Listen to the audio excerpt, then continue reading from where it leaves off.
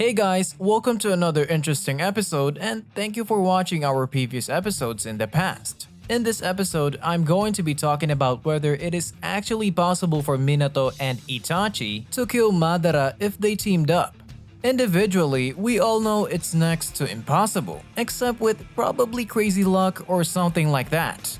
Thank you for staying with us, let's get to it. I'm gonna be talking a little about each character, so starting off with the boss himself is Madara. So Madara was the leader of the Uchiha clan and he formed or founded Konohagakure alongside his childhood friend Hashirama Senju with the intention of promoting peace amongst clans, but the two of them could not agree on which way to go about it, and so they fought, which led to Madara's death. But then Madara rewrote his own death and went into hiding, working on a new and improved master plan. He is basically almost like a god, and that's how strong Madara is. He knew Ninjutsu, Bukijutsu, Juinjutsu, and the Dōjutsu, and his chakra was top tier. Madara was also able to unlock the Eternal Mangekyo Sharingan and also the Rinnegan.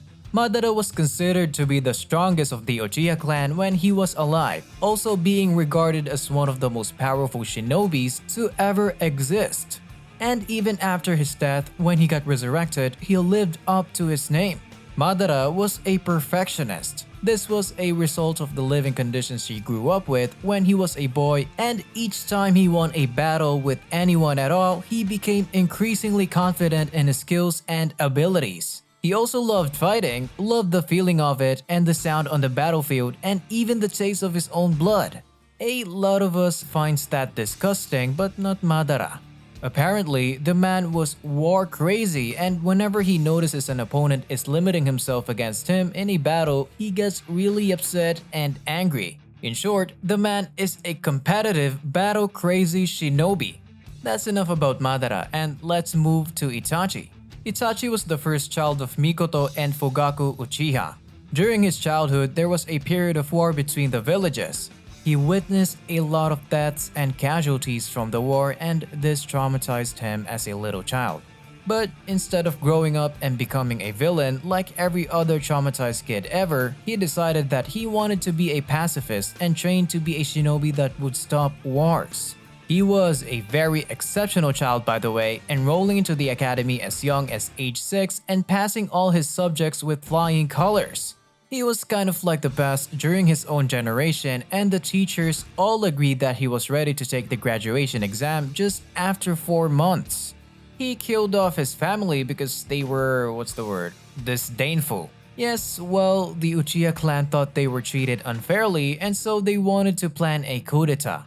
Fugaku, who was the head of the Uchiha clan during that period, encouraged Itachi's advancements in the Anbu so they would have easy access to spy on the village and all their activities. Itachi, on the other hand, who was thinking 50 steps ahead, knew the coup was just going to make other villages interfere and take over the coup, causing another long and bloody war, and so became a double agent, reporting to the third Hokage in hopes that they would do something about it and restore peace. Eventually, Itachi knew peace at that moment was something like a fairy tale, and his clansmen were hell-bent on staging the coup.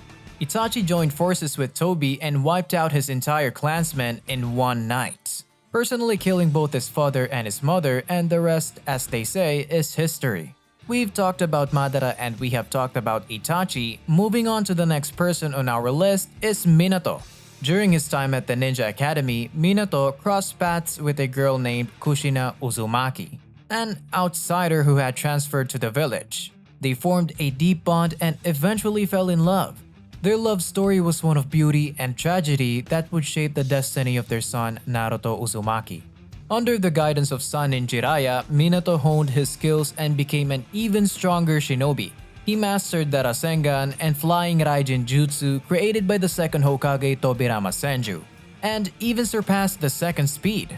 His abilities were truly awe-inspiring. As an adult, Minato became a jonin and a sensei to a talented team consisting of Kakashi Hatake, Obito Uchiha, and Rin Nohara. Together, they embarked on missions and faced the challenges of the Third Shinobi World War. During one crucial mission, Minato entrusted Kakashi with leadership while he supported Konoha's forces on the front lines. Though tragedy struck with the loss of Obito, Minato never wavered his dedication to his team. His unwavering determination and strategic brilliance were evident when he used his Flying Thunder God technique to eliminate the grass ninja who opposed them. Minato's swift action saved Kakashi and Rin from a group of rock ninja, but he arrived too late to rescue Obito. This loss weighed heavily on him, but he pushed forward, completing the mission to destroy the Kanabi Bridge. Minato was appointed as the 4th Hokage after the retirement of Hiruzen Sarutobi, the 3rd Hokage. His tenure as Hokage was marked by relative peace and prosperity for the Hidden Leaf Village. However, tragedy struck once again when the Ninetales, a fearsome beast, attacked the village. In a selfless act of sacrifice, Minato sealed the Ninetales inside his newborn son, Naruto, to protect the village. Both Minato and his wife Kushina lost their lives in the process, leaving Naruto orphaned and the village in mourning. But that's enough about Minato, let's move on to Nagato, or as I prefer to call him, Pain. One thing you should know about Nagato is he has a really tragic backstory. Picture this, Nagato, this young boy, has the Rinnegan transplanted into him by Madara Uchiha without Nagato or his parents having a clue about it. Yes, the big bad of this video. The Second Shinobi World War is in full swing and Nagato and his family are trying to stay safe by hiding in their home. But guess what? Two sneaky shinobi from Konoha come barging in looking for food. Nagato's family tries to sneak away, but alas, they're caught. In a desperate attempt to protect Nagato, his parents put up a fight. It's a tragic turn of events because those Konoha ninja, acting in self-defense, ends up taking Nagato's parents' lives. Devastated and alone, Nagato's grief fuels his awakening of the Rinnegan. That's when he gets his first taste of its power, using it to avenge his parents by taking down those shinobi who unknowingly orphaned him. Nagato finds himself exiled and alone in the world, a vulnerable orphan just trying to survive. It's a brutal time, with resources scarce and the chaos of war surrounding him. Picture this, he is on the brink of starvation but the fate steps in. Two other orphans, Konan and Yahiko, stumble upon him and extend a helping hand. Together, they form an unbreakable bond and start dreaming of a future where they can change the world and bring lasting peace to their home, Amegakure. However, their noble aspirations encounter opposition from all sides, the Amegakure government and even other shinobi villages. And to make matters worse, tragedy strikes when Yahiko falls in battle against the ruthless leader of Amegakure. That's when Nagato undergoes a profound transformation, realizing that true peace can only be achieved through absolute power. Deciding to bring the same despair he's felt to the world since the world won't stop warring, he took over the Akatsuki and took on the alias Pain.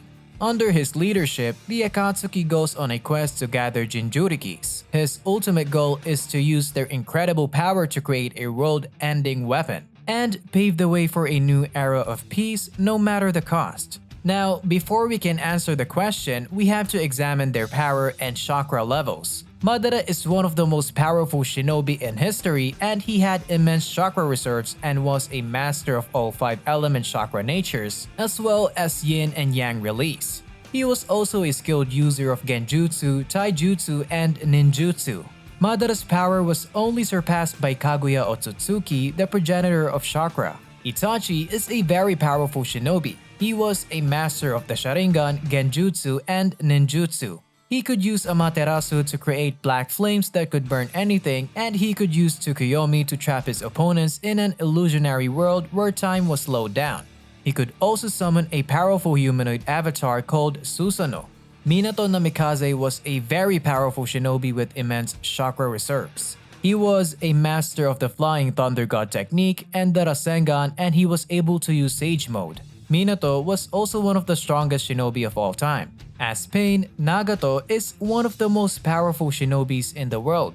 He had immense chakra reserves and was a master of the Rinnegan, a powerful Dōjutsu that granted him a variety of abilities. He was able to use the 6 paths of pain, 6 bodies that were controlled by his chakra, each with a different ability. Nagato was a very powerful shinobi and he was a threat to even the strongest shinobi. So, can the 3 of them together beat Madara? Well, I think the combination of the 3 prodigies might just be enough to stalemate and maybe even defeat Madara Uchiha. But Madara has surprised opponents in the past, so who knows what they'll face if they fight him. But you have opinions about this fight, so put them in the comment section and let's discuss. As always, thank you for watching and see you next time.